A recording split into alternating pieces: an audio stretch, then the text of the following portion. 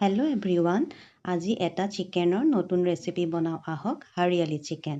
এই হাৰিয়ালি চিকেন বনাবৰ কাৰণে আধা কেজি চিকেন ল'লোঁ আৰু লগত ল'লোঁ এমুঠি ধনিয়া পাত, এমুঠি পদিনা পাত, কেইটামান নহৰু, অকণমান আদা, কাজু, পিঁয়াজ আৰু কেইটামান কেঁচা জলকীয়া।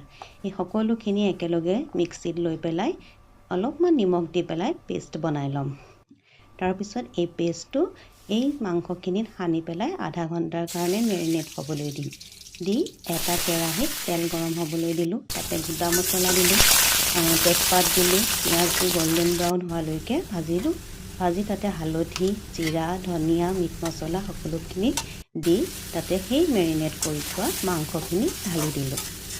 আৰু ঢালি মাংসখিনি সিজালৈকে ভালদৰে ভাজিলোঁ। ভাজি তাতে অকণমান পানী দিম এতিয়া।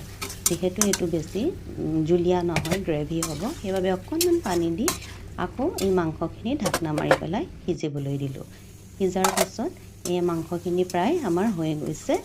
আৰু এতিয়া এই মাংসখিনি আমি এটা বাতিত উলিয়াই ল'ম। লৈ ৰুটি বা ভাতৰ লগত গৰমে গৰমে পৰিৱেশন কৰিব। আমি অৱশ্যে ভাতৰ লগতে খালোঁ, খুবেই টেষ্টি হৈছিল আৰু ইয়াতে পদিনাৰ ফ্লেভাৰটো ওলাই গৈছিল। আজিলৈ ধন্যবাদ।